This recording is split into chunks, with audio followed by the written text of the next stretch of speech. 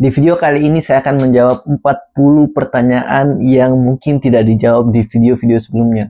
Mungkin dari kalian ada yang menganggap beberapa pertanyaan di bawah ini sangat obvious. Jadi saran saya, kalian lihat aja list-list pertanyaan yang akan saya jawab dan klik yang mau kalian dengar. Oke, mari kita mulai.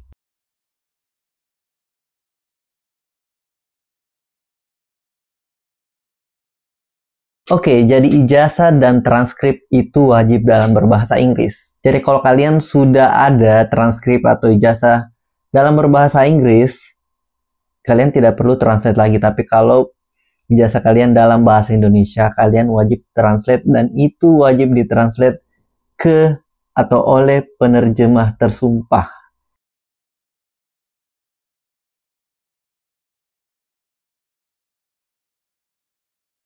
Jadi ada form yang akan kalian download dulu, baru print sendiri, dan itu kalian bawa ke rumah sakit. Nah, biasanya rumah sakit itu, BTW saya cuma pengalaman di rumah sakit umum.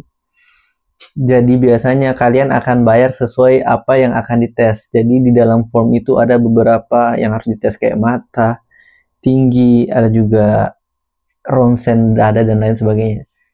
Intinya kalian cuma kasih dokternya, ini yang saya mau tes, nanti dia isi.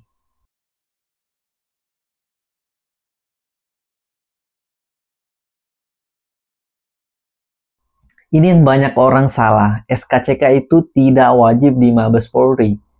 Tapi SKCK itu wajib berbahasa Inggris. Nah, saya kemarin juga hampir salah.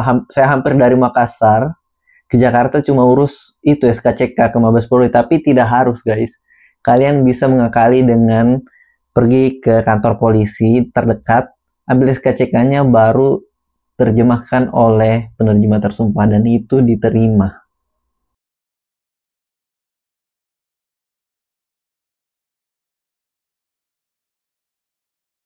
Honestly, saya tidak terlalu mengerti, tapi intinya beasiswa akan menanggung semua biaya kuliah Anda sesuai perjanjian di awal. Jadi kalau misalnya kayak saya master degree, perjanjiannya itu 2 tahun, maka akan ditanggung selama 2 tahun. Kalau saya lebih dari 2 tahun kuliahnya, atau dengan kata lain saya lambat lulus, sisa semesternya itu saya bakal bayar sendiri.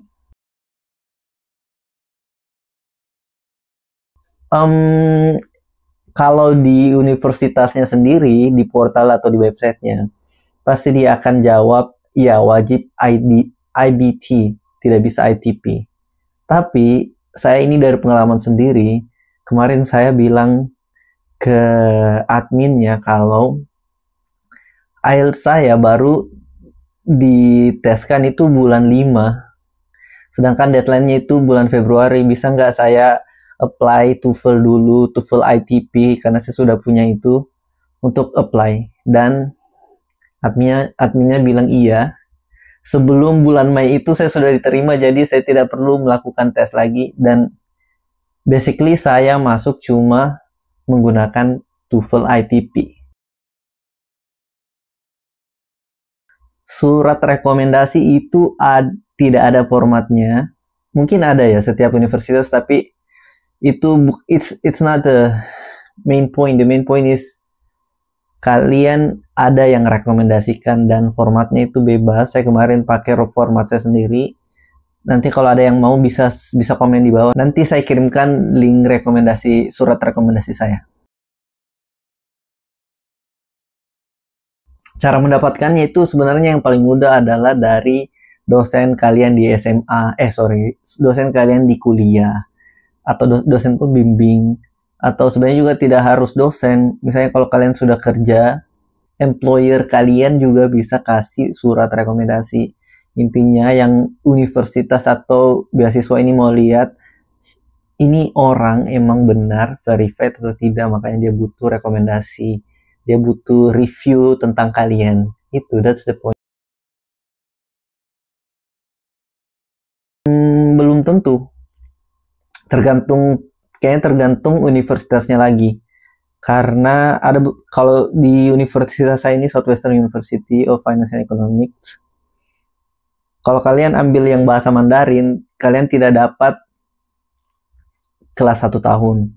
Tapi saya juga tahu beberapa universitas, terutama yang S1 ya, ada yang sediakan kelas bahasa dulu. Tapi itu kalian harus cek lagi di masing-masing universitasnya, karena lagi-lagi setiap universitas biasanya beda persyaratan. Ini yang banyak orang bingung, kalau apakah kita harus daftar di portal universitasnya langsung? Menurut saya iya, kalian harus.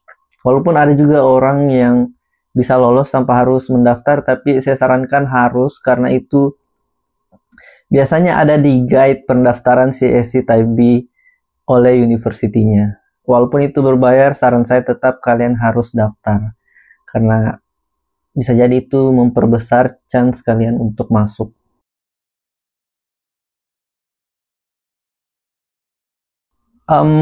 Ya, seperti saya bilang tadi, di setiap universitas beda peraturan, beda program. Jadi kalau kalian dapat misalnya 1+4, berarti dia menyediakan kelas bahasa selama 1 tahun. Tapi kebanyakan tidak menyediakan seperti itu. Jadi tetap butuh HSK untuk S1, karena jarang banget ada S1 yang menyediakan bahasa Inggris pengantarnya.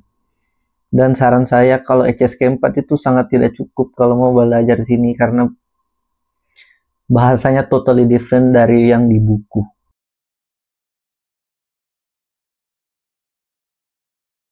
Mendapatkan physical examination, nanti saya kirimkan di bawah ya kalau ada yang butuh. Intinya kalian bisa ketik sih sebenarnya physical examination form di Google, dan itu ada, dan biasanya cuma seragam dia bentuknya, nggak beda-beda.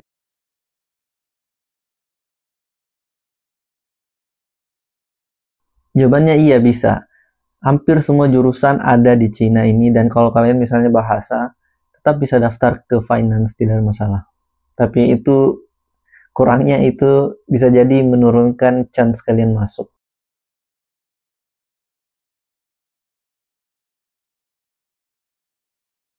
IPK 3,5 ke bawah. Bisa, karena saya sendiri bisa. Dan kayaknya yang penting tidak jelek-jelek amat, harusnya bisa, karena mereka di sini tidak terlalu mementingkan IPK. Kalau CSC setahu saya, kalau misalnya kalian error satu mata kuliah yang wajib, tidak dicoret, dan tidak ada kayak persyaratan harus 80 bla bla bla bla, kalau turun tidak ada. Yang jadi persyaratan itu kalian harus lulus, dan persyaratan lulusnya di sini cuma 60 skor. Jadi harusnya aman lah. Jawabannya bisa, dan ini yang banyak orang tidak tahu. Kalian sebenarnya bisa rubah-rubah atau edit. Kalau misalnya, hari ini saya mau di Univ A, tiba-tiba minggu depan, kayaknya Univ B lebih menarik. Kalian bisa edit itu application formnya yang ada di CSC, dan itu tidak ada masalah. Karena saya kemarin edit mungkin 10 kali.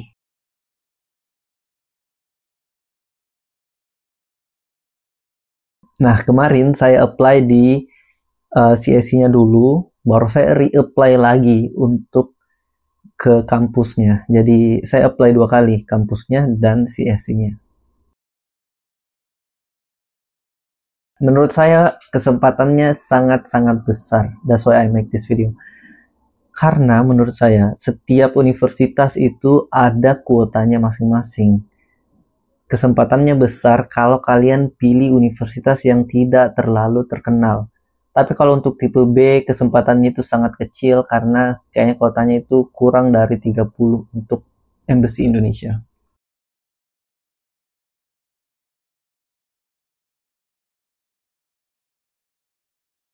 Tidak ada sama sekali, jadi kalian YOLO. Kalian bakal sendiri datang ke Cina, ngurus sendiri, semuanya sendiri. Tapi yakinlah, saya ingetin kata-kata teman saya di sini, pasti ada orang yang bantu.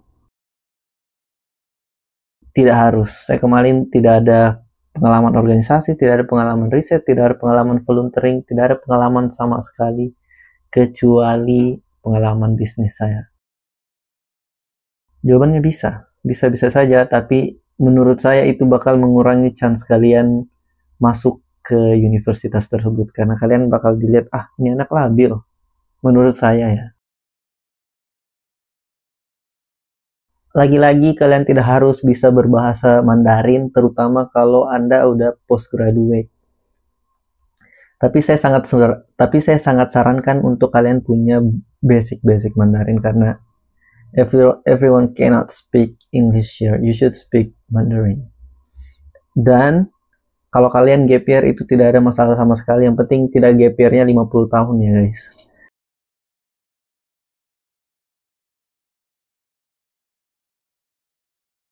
Nah, untuk yang tipe A, seperti yang saya terima kemarin, kan kalian pilih 3 universitas ya kalau nggak salah. Dan kalian bakal ditawarin sebenarnya. Jadi orang Chinese Government Scholarship-nya bakal telepon kalian diterima nih di universitas ini, mau nggak? Kalau kalian tidak mau terima ya nggak apa-apa. Tapi yang kalau tipe B, karena kita cuma pilih satu, jadi pasti yang kita mau, yang kita dapat. Nah, kalau agent sebenarnya saya tidak bisa bicara banyak, tapi ada teman saya yang masuk ke Cina itu pakai agent dan banyak banget yang menawarkan kayak gitu-gitu. Saya bahkan hampir ambil juga, tapi lagi-lagi tergantung agentnya. Jadi kalau kalian pilih agent, pastikan itu trusted, dan kalau bisa kalian dapat nomornya dari temannya, biar gimana ya, biar aman aja. Dan setahu saya belum ada sih human trafficking here. Agency number untuk Embassy Indonesia itu ini, dan untuk ASEAN itu ini. Tiket pesawat untuk tipe A itu di cover, dan itu di cover pulang dan pergi dari manapun kalian berada. Kayaknya sistemnya itu reimburse, tapi untuk tipe B kalian tidak dapat tiket pesawat sama sekali, jadi kalian harus bayar tiket pesawat sendiri. Saran saya tulis study plan-nya itu in general saja, tidak perlu yang kayak terlalu spesifik. Saya mau ini, saya mau di kampus ini, di kota ini, nggak perlu terus spesifik. Intinya saran saya jangan terlalu itu sih, jangan terlalu terpaku sama satu universitas kalau tipe A.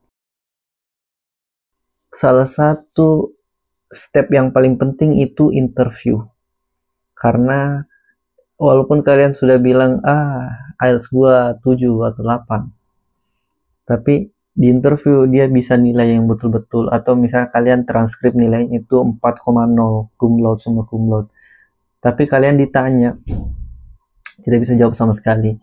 Dan saya kemarin kalau nggak salah saya di interview 3 university dan semuanya beda pertanyaannya. Tapi yang mau saya tekankan, kalian harus perbaikin CV kalian, karena dari 3 itu mereka kemarin semua tanya tentang CV saya. Mungkin ada basic question tentang jurusan kalian, tapi mostly saya kemarin ditanya soal CV. Tapi itu lagi-lagi beda. Ya, basically keep your CV as real as possible, jangan terlalu diada-ada. Sekarang setahu saya tidak ada lagi pintu pengiriman fisik ke China atau ke embassy atau ke ASEAN, kantor ASEAN itu sendiri. Kalau di Indonesia beberapa tahun terakhir memang dikirim secara langsung, tapi setahu saya tahun lalu itu tidak boleh, bukan tidak boleh sih, tidak dikirim secara langsung, jadi kita isi form aja. Kalau cuma mau belajar Mandarin itu, apalagi mau dapat beasiswa, itu kemungkinannya sangat kecil. Itu bahkan saya bilang hampir tidak ada ya. Tapi kalau kalian mau, kayaknya per tahun atau per semester saya lupa, itu sekitar 15 juta. Dan kalian bisa cek di universitas masing-masing. Iya, bisa. Yang saya bilang tadi bisa. Tidak harus dari dosen, tetap bisa dari kayak manajer atau HRD kalian. Intinya kalian itu cuma mau di review aja sih. Dan yang paling penting, kalian taruh itu nomor telepon yang kalian itu atau kontak yang rekomendasiin kalian, karena biasanya mereka itu bakal telepon. Lagi-lagi iya, kalau di persyaratan itu wajib sertifikat bahasa, tapi kalian bisa nego seperti yang saya lakukan. Kalian bisa nego, dan kalau misalnya kalian ambil Mandarin ya tidak wajib. Bahkan sebenarnya kalau di websitenya CSI itu sertifikat bahasa itu opsional. Jadi itu tergantung universitasnya lagi. Kalau universitasnya tidak butuh, ya tidak butuh. Tapi mostly bakal butuh, dan itu bakal butuh yang yang IBT. Ini yang paling tinggi lah. Dan intinya kalian komunikasikan aja. Kayak saya kemarin komunikasikan chat dosennya, chat adminnya di sini. Intinya bisa dikomunikasikan, bisa dinego. Betul. Data lainnya itu tergantung univ yang dituju. Walaupun CSI-nya buka sampai April, tapi kalau univnya buka cuma sampai awal Februari, nah setelah awal Februari itu kalian submit, no chance kalian bisa masuk. Lagi-lagi saran saya tetap apply di website universitasnya, karena itu buat chance kalian masuk itu lebih besar. Setahu saya, kalau untuk di Indonesia itu beberapa tahun terakhir itu tidak cukup 30 orang, jadi kemungkinan masuknya itu sangat kecil. Iya, jawabannya bisa, kalian tinggal bayar, saya lupa berapa ya. Tapi itu termasuk, itu tergantung universitasnya lagi, tapi mungkin sekitar 2 jutaan per tahun, I don't know. Intinya bisa. Pengalaman saya kemarin, iya, ada yang ditanya tentang jurusan, tapi mostly saya ditanya tentang CV. Makanya saran saya tetap perbaiki CV kalian dan keep it real. Tidak sama sekali. Saya kemarin sampai chat lebih dari 30 dosen dan tidak ada yang dibalas sama sekali, dan banyaklah teman-teman saya yang lakukan hal yang sama. Dan tidak wajib guys, mungkin wajib untuk yang itu ya, yang doktoral, tapi saya juga tidak tahu. Intinya tidak wajib. Iya, boleh. Kalian bisa daftar tipe A dan tipe B itu secara bersamaan. Tapi kalian harus gunakan beda akun ya. Nah, yang kayak saya bilang tadi, sorry saya mengulang-ulang nih. Tipe A dan tipe B tidak bisa dilakukan di akun yang sama. Jadi sebenarnya aturannya itu kita boleh mendaftar 3 dalam 1 tahun. 1 untuk tipe B, 2 untuk tipe A. Jadi untuk daftar ini semua, kalian harus butuh 3 akun. 1 untuk tipe B, tipe A, sama tipe A lagi. Dan pertanyaan terakhir, kira-kira uang bulanannya cukup tidak? Ini sebenarnya stupid question, tapi kalau kalian anak orang kaya di Indonesia, ya jelas tidak cukup. Atau kalau kalian tinggal di Beijing, baru cuma dapat 2.000, kayaknya tidak bakal cukup. Tapi saya sendiri dapat 3.000, dan saya tinggal di Chengdu, kota tier 1 tapi yang bawah atau yang new tier 1. Saya bisa save 50% dari 3.000 yuan itu, atau dari 6 jutaan itu. Jadi sangat cukup. Dan itu lagi-lagi tergantung lifestyle kalian. So ya, that's it guys. Kalau kalian punya pertanyaan tambahan, silahkan klik di komen di bawah. Dan kalau kalian ada butuh dokumen atau mau lihat dokumen yang sudah saya upload tahun lalu, bisa saya kirimkan nanti. Oke?